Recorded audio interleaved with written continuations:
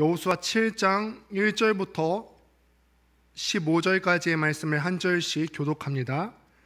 이스라엘 자손들이 온전히 바친 물건으로 말미암아 범죄하였으니 이는 유다 지파 세라의 증손 삽디의 손자 갈미의 아들 아간이 온전히 바친 물건을 가졌음이라. 여호와께서 이스라엘 자손들에게 진노하시니라. 여호수아가 여리고에서 사람을 베델 동쪽 베다웬 곁에 있는 아이로 보내며 그들에게 말하여 이르되 올라가서 그 땅을 정탐하라 하매 그 사람들이 올라가서 아이를 정탐하고 여호수아에게로 돌아와 그에게 이르되 백성을 다 올라가게 하지 말고 2-3천 명만 올라가서 아이를 치게 하소서. 그들은 소수이니 모든 백성을 그리로 보내어 수고롭게 하지 마소서 하므로 백성 중 3,000명쯤 그리로 올라갔다가 아이 사람 앞에서 도망하니 아이 사람이 그들을 36명쯤 쳐 죽이고 성문 앞에서부터 스바림까지 쫓아가 내려가는 비탈에서 쳤으므로 백성의 마음이 녹아 물같이 된지라. 여호수아가 옷을 찢고 이스라엘 장로들과 함께 여호와의 궤 앞에서 땅에 엎드려 머리에 티끌을 뒤집어 쓰고 저물도록 있다가 이르되 슬프도소이다. 주 여호와여 어찌하여 이 백성을 인도하여 요단을 건너게 하시고 우리를 아모리 사람의 손에 넘겨 멸망시키려 하셨나이까. 우리가 요단 저쪽을 만족하게 여겨 거주하였다면 좋을 뻔하였나이다. 주여 이스라엘이 그의 원수들 앞에서 돌아섰으니 내가 무슨 말을 하오리이까. 가나안 사람과 이 땅의 모든 사람들이 듣고 우리를 둘러싸고 우리 이름을 세상에서 끊으리니 주의 크신 이름을 위하여 어떻게 하시려 하나이까 하니 여호와께서 여호수아에게 이르시되 일어나라. 어찌하여 이렇게 엎드렸느냐. 이스라엘이 범죄하여 내가 그들에게 명령한 나의 언약을 어겼으며 또한 그들이 온전히 바친 물건을 가져가고 도둑질하며 속이고 그것을 그들의 물건들 가운데에 두었느니라. 그러므로 이스라엘 자손들이 그들의 원수 앞에 능히 맞서지 못하고 그 앞에서 돌아섰나니 이는 그들도 온전히 바친 것이 됨이라. 그 온전히 바친 물건을 너희 중에서 멸하지 아니하면 내가 다시는 너희와 함께 있지 아니하리라. 너는 일어나서 백성을 거룩하게 하여 이르기를 너희는 내일을 위하여 스스로 거룩하게 하라. 이스라엘의 하나님 여호와의 말씀에 이스라엘아 너희 가운데에 온전히 바친 물건이 있나니 너희가 그 온전히 바친 물건을 너희 가운데에서 제하기까지는 내 원수들 앞에 능히 맞서지 못하리라. 너희는 아침에 너희의 지파대로 가까이 나아오라. 여호와께 뽑히는 그 지파는 그 족속대로 가까이 나아올 것이요 여호와께 뽑히는 족속은 그 가족대로 가까이 나아올 것이요 여호와께 뽑히는 그 가족은 그 남자들이 가까이 나아올 것이며. 함께 있습니다. 온전히 바친 물건을 가진 자로 뽑힌 자를 불사르되 그와 그의 모든 소유를 그리하라. 이는 여호와의 언약을 어기고 이스라엘 가운데에서 망령된 일을 행하였음이라 하셨다 하라. 아멘. 네, 오늘은 거룩을 위해 잘라낼 것들이라는 제목으로 하나님 말씀 증거하겠습니다. 지금 이제 제자반이 9기가 진행 중인데요. 이제 제자반 중에서 이런 나눔을 한 적이 있습니다. 이런 질문을 한 적이 있어요. 내가 지금 가지고 있는 것들인데 나한테 별 필요가 없음에도 불구하고 내가 지금 가지고 있는 것, 미련을 가지고 계속 이걸 버리지 못하고 있는 게 있다면 무엇이 있겠는가라는 시간을 가졌습니다. 여러 가지 물건들이 나오더라고요. 누군지 이제 이야기는 못하겠지만 20년 넘게 보관되어 온 오르골도 나오고요. 여러 가지 물건들이 나왔습니다. 저도 가만히 생각을 해봤습니다. 저한테 필요 없는 것임에도 불구하고 내가 가지고 있었던 것이 있으면 과연 그 물건이나 습관이 있다면 과연 무엇이 있을까라는 생각을 좀 해보았어요. 네, 바로 어떤 한 물건이 딱 떠올랐어요. 그게 뭐냐면 얼마 전에 제가 집에서 시간을 보내는데 아내가 넌지시 이런 말을 하는 거예요. 아내는 가끔 이렇게 넌지시 말할 때가 좀 무서울 때가 있거든요. 여보, 우리 저기 베란다에 있는 그 아령 다 갖다가 당근마켓에 팔까? 어차피 쓰지도 않잖아. 있으면 어지럽지만 어차피 운동도 안 하는데 갖다 팔자 이러는 거예요. 가만히 들어보면은 다 맞습니다. 이 아령이 제가 지금 운동을 하고 있는 몸이 아니잖아요. 지금 누가 봐도 그런 몸이 아닌데 괜히 자리만 차지하고 운동도 하지 않는데 팔면 차라리 유익일 것 같습니다. 그래도 뭔가 그게 있어요. 애착이 있거든요. 몇 번 하진 않았지만 그새 애착 관계가 형성이 돼서 이게 내다 팔기에는 참 아까운 거예요. 혹여나 이게 아내는 가끔 그런 경우가 있어요. 제가 가끔 없을 때 제 물건이 당근마켓에 나가 있는 경우들이 가끔 있어서 혹여나 제가 없을 때 당근마켓에 팔까봐 제가 이거를 그 무거운 아령을 제가 교회 교역자실에 갖다 두었습니다. 여러분 운동이 필요하시면 교역자실로 오시면 되겠습니다. 근데 사실 여러분 이게 저의 이야기로만 생각하시기 쉬운데 이거를 이사할 때 보면은 여러분들에게도 이런 물건들이 참 많이 있잖아요. 거의 뭐 쓰지도 않는 물건이고 자리만 차지하고 있는데 이거를 버리면 되는데 또 이사할 때 그걸 또 못 버립니다. 이거 그래도 또 새로운 집에 갖고 가서 두다 보면은 또 언젠가 쓸 일이 있지 않을까 해서 또 버리지 못하고 이삿짐에 싣는 사람들의 모습을 보곤 하지요. 그런데 뭐 아예 거주할 집에서 이런 잡동사니들을 그냥 거주할 집에 두는 것은 그렇다 칠까요? 이번에는 캠핑을 간다고 한번 해봅시다. 캠핑. 근데 캠핑을 갈 때 차에 싣는 짐에는 어떤 공간에는 한계가 있죠. 그렇기 때문에 우리가 캠핑을 갈 때 잠깐 갔다 올 거기 때문에 그 제한된 공간에 꼭 필요한 것들을 싣게 됩니다. 자기에게 있어서 내가 꼭 가져가야 될 것들. 그 캠핑장에서 영원히 살 것이 아니고 돌아와야 되는 그 집이 있기 때문에 내가 계속해서 거주할 집이 있기 때문에 가볍게 여행하는 게 최고의 선택입니다. 제가 평상시 들을 때 한웅재 목사님의 찬양을 굉장히 좋아하는데요. 한웅재 목사님의 찬양 중에 그중에 가볍게 여행하기라는 찬양이 있어요. 혹시 들어보신 적이 있으십니까?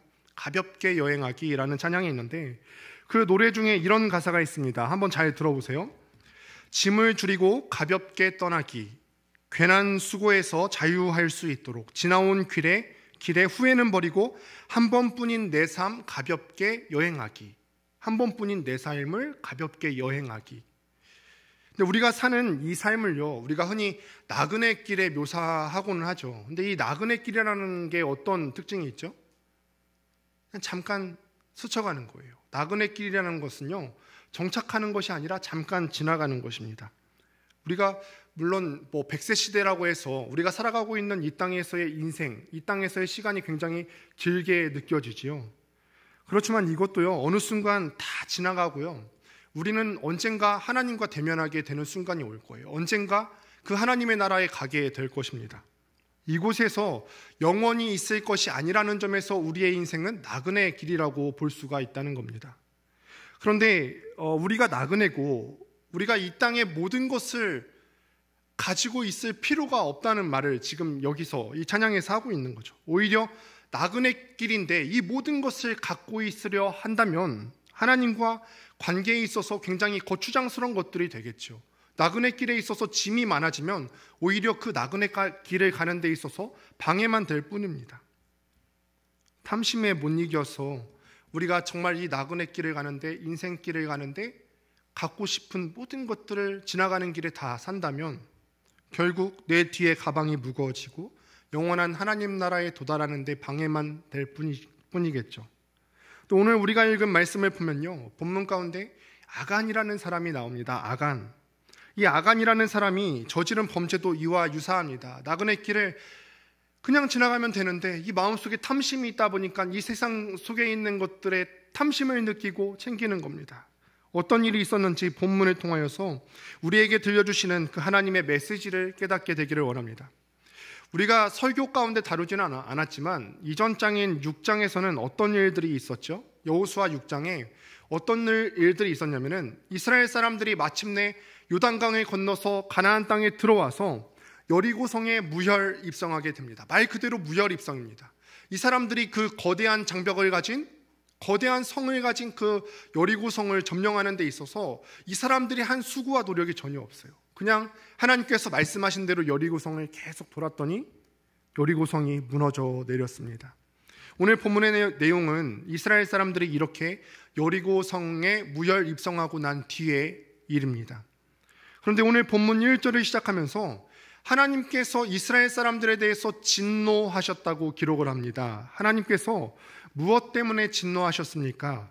1절을 한번 같이 읽어보도록 하겠습니다. 1절의 내용을 같이 읽습니다. 시작. 이스라엘 자손들이 온전히 바친 물건으로 말미암아 범죄하였으니 이는 유다 지파 세라의 장손 삽디의 손자 갈미의 아들 아간이 온전히 바친 물건을 가졌음이라. 여호와께서 이스라엘 자손들에게 진노하시니라. 자, 여러분, 여기에서 하나님께서 진노하신 이유가 뭐라고 하십니까? 무엇 때문에 하나님께서 진노하셨다고요? 아간이 온전히 바친 물건을 가졌기 때문에 하나님께서 진노하십니다. 그런데 우리가 본문 말씀을 잘 보다 보면요, 하나님이 왜 진노하셨는지 우리가 이해가 잘 안 돼요. 왜냐하면은 우리가 이 말씀 가운데 온전히 바친 물건이라는 단어를 보면은 이 단어가 갖고 있는 뜻이 무슨 뜻인지 우리가 잘 모르거든요. 그런데 이 온전히 바친 물건이라는 뜻이 무엇이냐면, 이 온전히 바치다, 이 뜻이 원어로는 헤렘이라는 단어인데 이게 진멸하다, 없애버리다. 그러니까 온전히 바치다라는 말이 무슨 뜻이냐면 진멸하고 없애버리다라는 뜻을 갖고 있는 단어입니다. 무슨 말이냐면, 아간이 하나님께서 여리고성을 점령할 때 그 땅에 있는 것들을 다 진멸하고 없애버리라고 하셨는데, 그 물건들, 그거 가졌기 때문에, 하나님께서 명령하셨던 그것들을 지키지 않고 진멸하지 않고 그 물건에 탐심을 느껴서 가졌기 때문에 하나님께서 진노하셨다는 것입니다. 6장 18절, 이전 문맥인 6장 18절에 보면 하나님께서 여리고성을 점령할 때 여리고성에 있는 모든 것을 진멸하라고 하시죠. 이렇게 기록합니다. 너희는 온전히 바치고, 여기도 또 온전히 바치다라는 말이 나오죠. 온전히 바치고 그 바친 것 중에서 어떤 것이든지 취하여 너희가 이스라엘 진영으로 바치는 것이 되게 하여 고통을 당하게 되지 아니하도록 오직 너희는 그 바친 물건에 손대지 말라. 그리고 6장 21절에는 이렇게 기록합니다. 그 성 안에 있는 모든 것을 온전히 바치되, 또 온전히 바치되가 나옵니다. 남녀노소와 소와 양과 나귀를 칼날로 멸하니라.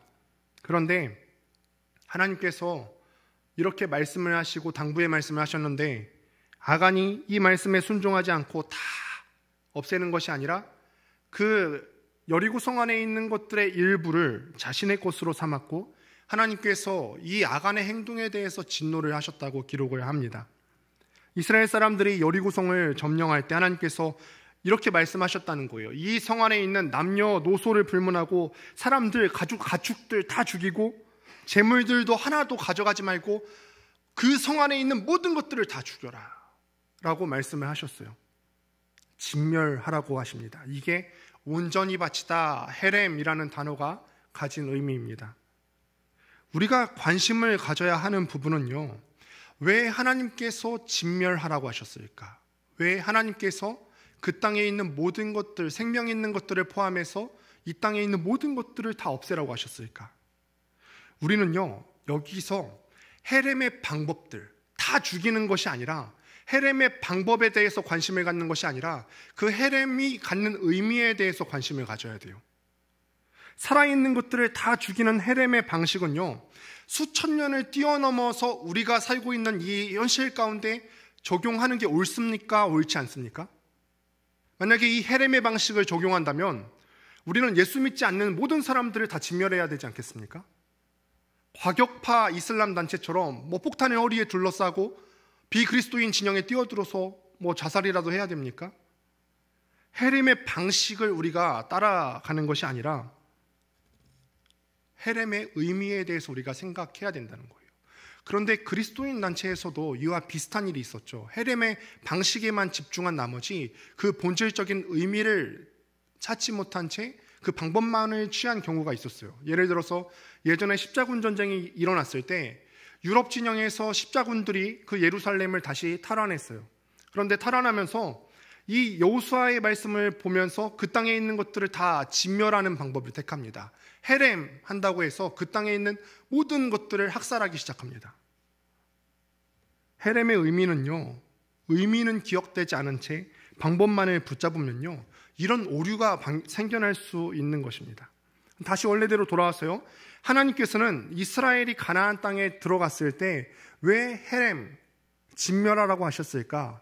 우리 이거에 대해서 좀 더 풍성한 이해를 위해서 신명기 7장으로 한번 가보도록 하겠습니다. 신명기 7장 2절부터 4절까지의 내용을 저와 여러분들이 한 절씩 돌아가고 4절은 같이 읽겠습니다.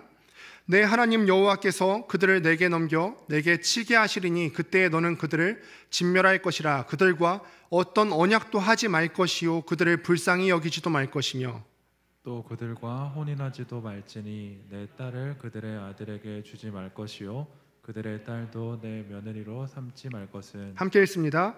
그가 내 아들을 유혹하여 그가 여호와를 떠나고 다른 신들을 섬기게 하므로 여호와께서 너희에게 진노하사 갑자기 너희를 멸하실 것임이니라. 이스라엘 사람들이 가나안 땅에 들어가기 전에, 요단강을 건너서 가나안 땅에 들어가기 전에 하나님께서 이스라엘 사람들에게 명령하시고 당부하시는 내용이에요.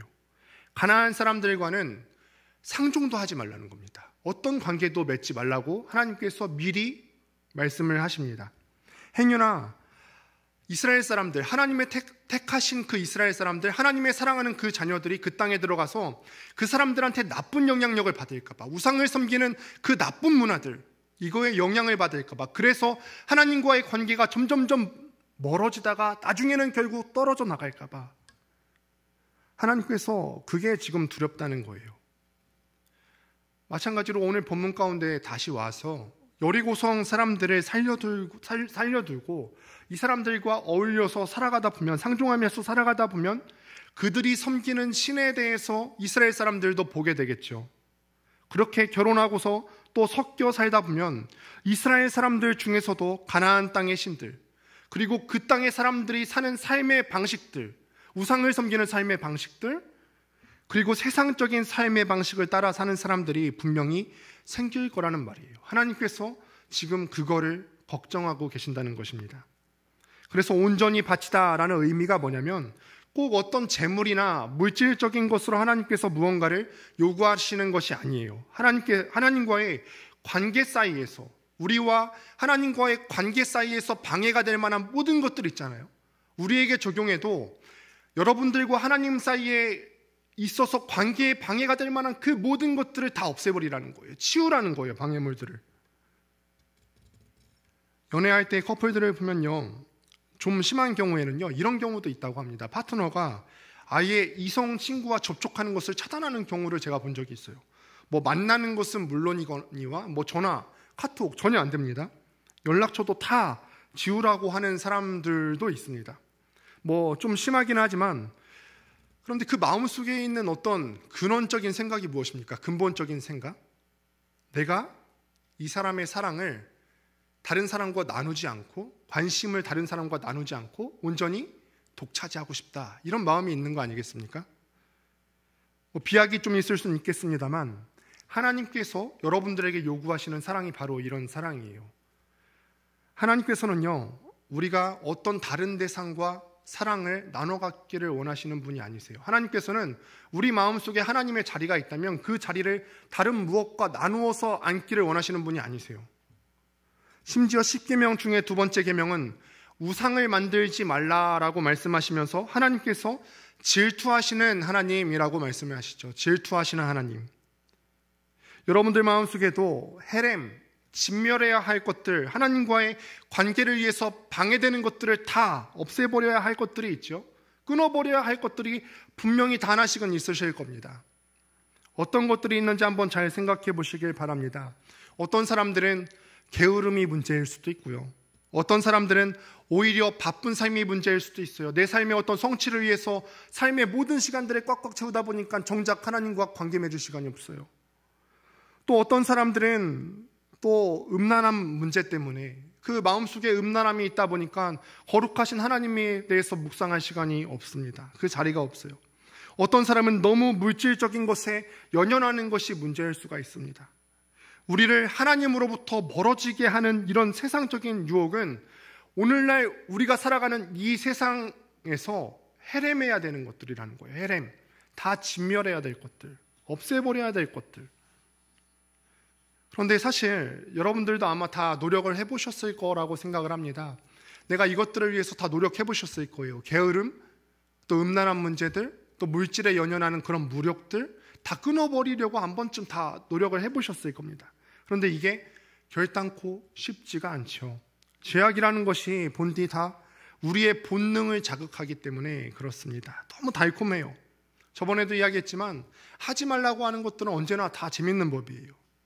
심지어 우리는요, 죄를 지으면 그 죄 지으면 하나님께서 이거에 대해서 진노하실 거라는 걸 알고 있어요. 여러분, 우리가 10번 죄를 짓는다고 한번 가정해 봅시다. 10번 죄를 지으면은 하나님께서는 우리가 10번 죄 짓는 거에 대해서 몇 번 진노하실 것 같으세요? 10번 진노하시죠. 10번 진노하십니다. 10번이면은 10번 다 하나님께서 우리가 짓는 그 죄에 대해서 진노를 하십니다. 하나님의 진노는 인간의 분노처럼 변덕스럽거나 충동적이지 않습니다. 다만 우리 삶에 하나님께서 화가 나셨다는, 진노하셨다는 표시가 없으셔서 그렇지 10번이면 10번 다 우리가 짓는 그 죄악에 대해서 진노하세요. 우리는요, 이렇게 우리가 죄를 지으면 하나님께서 우리 삶에 대해서, 우리 죄에 대해서 진노하신다는 사실을 우리의 머리로 다 알고 있어요. 그럼에도 불구하고 우리는 이 죄가 주는 유혹이 너무 달콤하니까 하나님께서 이거에 대해서 진노하실 거라는 생각을 아예 잊어버리는 거예요. 아니면 알면서도 무시해버리는 거죠. 그냥 한번 짓고 말지 뭐. 순간의 달콤함 때문에 자신이 그 이후에 어떻게 될지에 대해서 생각하지 않는 겁니다. 어떤 분들은 들으셨을 수도 있겠는데, 에스키모인들이 늑대를 사냥하는 방식에 대해서 들어보신 적이 있으십니까? 에스키모인들은 늑대를 잡기 위해서 많은 노력을 기울이지 않고 그냥 예리한 칼 끝에 동물의 피를 발라서 땅에 꽂아만 놓는다고 합니다. 그러면 늑대가 칼 끝에 발라놓은 이 피냄새를 맡고 그 칼날을 혀로 핥는다고 합니다. 그러면 늑대의 혀도 베이면서 늑대의 피까지 엉겨붙게 되고, 늑대는 핥으면 핥을수록 피가 더 많이 나니까 더욱더 핥게 되고 결국 과다출혈로 죽게 된다는 이야기예요. 죄의 달콤함이 이런 거예요. 앞으로 되어질 일들에 대해서 예상하면서 생각하면서 계획적으로 하는 것이 아니라 그런 생각을 전혀 못하고 계속해서 그 달콤함에 빠져들어가다가 결국 죽게 만든다는 것입니다. 아간도 그랬죠.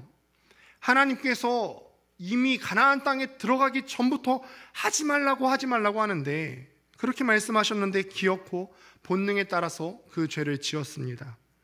여호수아 7장 21절에 보면은 아간이 고백하기를 그가 시나이산 아름다운 레투 한 벌과 은 200세겔과 50세겔 되는 금덩이 하나를 훔쳤다고 합니다. 근데 우리가 이게 단위도 우리 단위가 아니고 또 뭔가 이렇게 하면은 우리가 괴리감이 있죠. 그래서 조금 바꿔서 생각하면은 뭐 이탈리아 장인이 한 땀 지어서 만든 그 외투 한 벌이 여러분 앞에 있다고 한번 또 칩시다. 그리고 5만 원권이 빼곡하게 들어있는 종이백이 있고요. 또 온갖 액세서리, 반짝반짝하는 액세서리가 가득 담긴 명품백이 있다고 한번 생각을 해보세요. 여러분, 본능이 끌리지 않습니까? 본능이 끌려요. 이런 화려함에 대해서 본능이 끌립니다. 하나님께서 하지 말라고 하는데 이 눈앞에 있는 유혹을 뿌리치기가 쉽습니까? 어떻게 보면은 인류 최초의 범죄인 선악과 사건도 이와 비슷합니다. 하나님께서는 선악을 알게 되는 이 선악과의 나무를, 열매를 따먹지 말라고 그렇게 말씀하셨는데, 이 아담과 하와가 보았을 때 선악과가 어떻게 보였다고 했죠? 먹음직도 하고 보안직도 하고 먹으면 우리를 지혜롭게 할 만큼 탐스러워 보였다고 해요. 죄라는 것이 이런 속성을 갖고 있다는 거예요. 여러분들 정도는 능히 속이고 남을 만한, 본능을 자극하고도 남을 만한 속성을 죄라는 것이 갖고 있다는 거예요. 우리가 이렇게 마음속에 진멸해야 할 죄악들이 있는데 진멸하지 않고 내버려 두면 어떻게 되는지 아십니까? 우리 안에 없애야 할 죄악들이 있는데 이것들을 없애지 않으면 우리는 어떻게 되냐면, 원래 진멸해야 할 대상들을 우리가 진멸하지 않으면 우리가 오히려 진멸받아야 되는 대상이 돼요. 함께 본문 7장 12절 말씀을 읽어보도록 하겠습니다. 함께 읽습니다. 시작. 그러므로 이스라엘 자손들이 그들의 원수 앞에 능히 맞서지 못하고 그 앞에서 돌아섰나니 이는 그들도 온전히 바친 것이 됨이라. 그 온전히 바친 물건을 너희 중에서 멸하지 아니하면 내가 다시는 너희와 함께 있지 아니하리라. 아간이 한 사람의 죄악 때문에요, 이스라엘 사람들이 아이성 전투에서 패배했습니다. 여리고성과 비교하면요, 이 아이성은 아주 작은 성읍이었어요.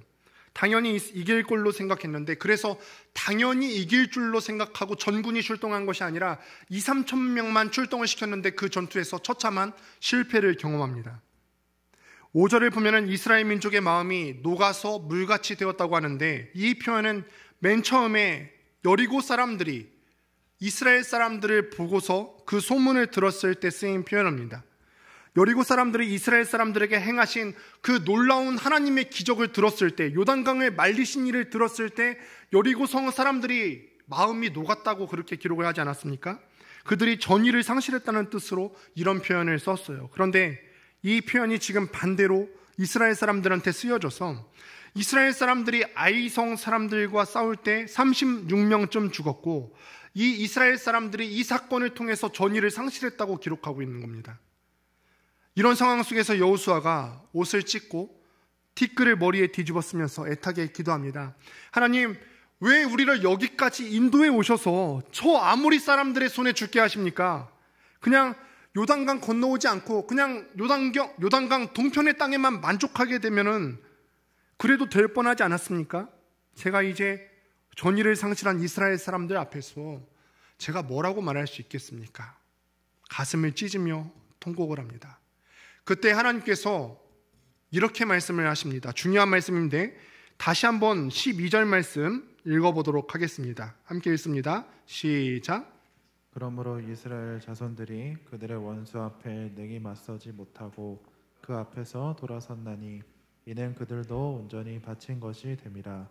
그 온전히 바친 물건을 너희 중에서 멸하지 아니하면 내가 다시는 너희와 함께 있지 아니하리라. 무슨 말이냐면 아간 한 사람이 그 온전히 바치라고 하나님께서 명령하셨던 것, 없애버리라, 진멸하라고 하셨던 것, 이 물건들을 없애지 않고 숨겨서 가지고 들어왔어요. 그랬더니 이제는요, 그들 자체가 온전히 바쳐져야 할 것들이 되었다는 거예요. NASB 성경으로 보면은 accursed라고 나오는데, 이게 뭐냐면 그 사람들이 가증스럽게 되었다는 거예요. 가증스럽게 되었다. 그들이 진멸해야 될 것들, 헤렘을 진멸하지 않았더니 하나님 앞에 이 사람들이 accursed, 가증스러운 존재가 되었다는 겁니다. 그리고 그들 가운데 진멸해야 할 것들을 완전히 없애지 않으면 하나님이 그들과 함께 계시지 않으시겠다는 것입니다. 여러분, 이것이 저와 여러분들에게 주시는 하나님의 메시지입니다. 우리 가운데 하나님과의 관계를 방해하고 단절시키는 헤렘해야 될 것들이 있습니까? 진멸해야 할 것들, 당장 없애버려야 할 것들이 있습니까? 이거 끊어내지 않으면 우리가 하나님 앞에 어떤 존재가 된다고요? 가증스러운 존재가 된다는 거예요. 가증스러운 존재. 그래서 하나님께서 우리와 함께 하시지 않으시게 되겠다는 거예요. 라합은요, 평생 동안 가나안 사람으로 살았지만 가나안 사람의 삶을 따르지 않고 이스라엘의 사람으로 살기를 결단했더니 구원을 받았죠. 결국에는 예수님의 족보에까지 이름을 올리게 되는 영광을 누리게 되었습니다. 그런데 아간이라는 사람은 반대로 평생을 이스라엘 사람으로 살았지만 가나안 사람의 흔적을 그 안에 가지고 들어왔더니 하나님 앞에 가증스러운 존재가 되었다는 것입니다. 결국 7장 마지막에 가면 아간은 돌에 맞아 죽게 되는 최후를 맞이하게 됩니다. 사랑하는 여러분, 저와 여러분은 알다시피 우리는 모두 약한 존재들이라서 마음속에 있는 그 죄악을 끊어내는 것이 너무나 어렵다는 사실을 잘 알고 있어요. 분명히 이 죄악 때문에 우리가 하나님과의 관계에 있어서 문제가 생기고 있다는 사실을 잘 알고 있는데도 불구하고 끊어내기가 굉장히 어렵습니다. 이 죄악은 여러분들이 마음속에 가지고 있는 그 하나님과의 관계를 방해하는 것들은 진멸하고 없애야 할 것들인데 못 끊어내니까 우리가 진멸당하게 생겼어요. 가증스럽게 되게 생겼어요. 이런 우리들에게 하나님께서 이렇게 말씀을 하시는데, 없애야 할 것들을 없애지 못해서 아이성 전투에서 패배하고 좌절한 이스라엘 사람들에게 제일 먼저 이렇게 말씀하십니다. 13절 말씀인데요, 제가 읽어보겠습니다. 13절에서 제가 일부만 읽을게요. 너는 일어나서 백성을 거룩하게 하여 이르기를 너희는 내일을 위하여 스스로 거룩하게 하라. 여기서 두 번 어떤 단어가 반복이 됐죠? 거룩이라는 거예요. 거룩. 제일 먼저 우리가 끊어진 하나님과의 관계를 회복하기 위해서 우리가 제일 먼저 노력해야 할 것들이 뭐냐면 거룩을 회복해야 한다는 것입니다. 거룩. 근데 이 거룩은 원어로 하면 카도시라고 하는 단어인데, 카도시라고 하는 것은 자르다, 베어내다 라는 뜻을 갖고 있어요. 자르다, 베어내다. 즉 우리가 거룩이라고 하면은 뭔가를 해야 되는 거라고 생각하기가 쉽잖아요. 거룩한 삶 하면 어떤 생각이 떠오르죠? 뭔가 기도해야 될 것 같고, 말씀을 굉장히 많이 봐야 될 것 같고, 뭔가를 열심히 하는 것을 생각하기 쉬운데, 그것보다는 내 삶 가운데서 거룩하지 않은 것을 잘라내야 한다는 의미가 더 많이 포함되어 있다는 겁니다. 무엇을 잘라내야 합니까? 하나님께서 하지 말라고 하는 것들, 진멸하라고 하는 것들을 잘라내는 것, 이것이 거룩의 진짜 의미라는 것입니다. 잘라낸다고 하는 일은요, 참 고통이 따르는 일이에요. 하고 싶은 대로 우리는 다 하면서 살고 싶잖아요. 그런데 그렇게 사는 것이 아니라 내가 본능을 따라서 사는 삶이 아니라 본능을 오히려 절제하고 누르는 삶이에요. 하나님께서 하지 말라고 하는 것을 안 하면서 사는 삶입니다. 세상 사람들이 볼 때는 어쩌면 너희 왜 그렇게 재미없게 사니? 라고 말할 정도로 재미없는 삶일 수도 있겠죠. 그래서 우리가 거룩한 삶을 산다고 할 때에는 기도하거나 말씀을 보거나 무언가를 하는 것과 동시에 잘라내야 하는 삶의 모습들이 있다는 것입니다. 그렇게 함으로써 하나님을 향한 우리의 사랑을 확증해 나가는 거예요. 확증합니다. 연애를 하는 커플들 얘기를 또 한번 해볼까요? 연애를 하는 커플들을 보면은 이벤트를 하죠. 이벤트 받아보셨습니까? 아니, 해보셨습니까? 꽃을 사다 주기도 하고 노래를 불러주기도 합니다. 제가 이게 먼저 떠오르는 이유는 제가 아마 해봐서 그런 것 같습니다. 저도 그랬던 기억이 있습니다. 이제 아내랑 연애하기 시작해서요, 100일이 되었어요. 근데 저는 사실 가족 문화 자체가 이런 기념일을 챙기는 문화 자체가 아니에요. 저희는 부모님도 결혼 기념일을 이렇게 챙기는 문화가 아니거든요. 생일도 그냥 형식적으로 챙깁니다, 저희는. 그런데 이제 연애를 저는 책으로 배웠거든요. 근데 이제 연애하는 그런 대상들을 옆에서 또 보고 듣고 해보니까 이런 어떤 100일, 200일, 300일 단위로 끊어서 뭔가를 해야 되겠더라고요. 그래서 100일이 되었어. 제가 이제 현수막도 걸고 촛불도 다 켰어요. 괜찮았죠? 네. 200일이 되었어요. 200일 때도 또 그렇게 하면 되는 줄 알고 또 촛불을 켰어요. 300일이 다가오니까 아내가 그랬어요. 또 촛불 켤 거지. 그러는 거예요. 근데 연애하는 사람들 사이에서요, 뭔가를 우리가 하는 거, 이벤트를 하는 건 차라리 쉬운 일인 것 같아요. 그냥 뭔가를 그냥 내 생각대로 그냥 진행하면 되니까. 그런데 연애를 오래 하거나 또는 저는 이제 결혼 생활을 계속해서 하고 있지 않습니까? 그런데 결혼 생활을 하다 보면요, 지속하면서 진짜 어려운 거 한 가지가 있는데, 그게 뭐냐면 상대방이 싫어하는 일을 안 하는 거예요. 상대방이 싫어하는 일을 안 하는 거. 그런데 이게 쉽지가 않죠. 저도 제가 하고 싶은 대로 하고 싶은데 평생에 걸쳐서 겹겹이 그 쌓여온 내 삶의 습관들을 변화시키는 게 그렇게 쉬운 일이 아닙니다. 그런데 정말 다른 사람에 대해서 성숙하게 사랑하게 된다면 상대방에 맞게 내 삶에서 잘라내야 할 부분들을 잘라내게 됩니다. 여기서 상대방은 이것을 보고 자신에 대한 사랑을 확신하게 되는 거예요. 아, 이 사람이 진짜 나를 위해서 이것까지도 안 할 수 있구나, 잘라낼 수 있구나, 나를 사랑하는구나 라고 깨닫게 된다는 거죠. 여러분들에게도 도전합니다. 여러분들이 거룩한 삶을 살기로 결단할 때 과감하게 여러분들 삶에서 잘라내야 할 것들 다 잘라내시길 바랍니다. 그래서 하나님에 대한 여러분의 사랑을 보여주시길 바랍니다. 증명하시길 바랍니다. 사랑하는 여러분, 말씀을 마무리합니다. 하나님께서 여리고성에 있는 모든 것들을 온전히 바쳐라, 진멸하라고 하신 이유를 아시겠습니까? 이스라엘 사람들의 그 사랑을 온전히 독차지하고 싶으신 거예요. 이것들이 남아있으면 이스라엘 민족, 당신의 사랑하는 그 자녀들이 하나님을 떠나게 될까 봐 그게 싫으셨던 것입니다. 하나님과 관계 사이에서 방해가 될 만한 것들을 다 없애기 원하셨던 것입니다. 우리의 삶도 가만 둘러보면은 진멸해야 할 것들이 아까도 이야기했지만 많이 있지요. 참 신기하게도 하나님께서 하지 말라고 하는 것들, 세상에 속한 것들을 보면은 우리가 흥미를 느낄 만한 것들이 참 많이 있어요. 우리의 본능을 자극하기 때문에 재미있습니다. 아간이 시날산 외투와 금은 보화를 보고 그 탐욕의 눈이 멀어서 하나님 명령에 불순종했던 것처럼 우리에게도 하지 말라고 하는 것들은 늘 언제나 재미있게 느껴집니다. 그러나 여러분, 계속해서 말씀드리지만 거룩은 카도시, 잘라내는 것입니다. 비록 우리가 그 잘라내는 과정, 우리가 정말 진멸시키는 그 과정이 고통스럽지만 하지 말라는 것은 절제하고 잘라냄으로써 하나님에 대한 우리의 사랑을 나타내 보이는 것입니다. 살다 보면은 이 땅에 있는 것들에 우리가 다 움켜쥐고 가고 싶은 욕망을 느낄 때가 있어요. 그러나 이것들은 우리가 걷는 이 발걸음을 더디게 할 뿐입니다. 여러분의 정체성을 기억하시길 바랍니다. 여러분들의 시민권은 이 땅에 있는 것이 아니라 하늘에 있습니다. 우리는 영원히 이 땅에 거할 사람들이 아니라 언젠가 하나님 나라에 들어갈 하나님의 백성들입니다. 이런 우리 정체성에 있어서 중요한 것이 무엇이냐? 이 땅에 우리의 눈을 멀게 할 만한 것들, 그런 반짝반짝하는 것들이 아니라 하나님과의 관계가 중요하다는 거예요. 여러분의 거룩한 삶을 살아냄으로써 여러분의 삶 가운데서 하나님의 사랑을, 하나님에 대한 그 여러분들의 마음을 증명해내시길 바랍니다.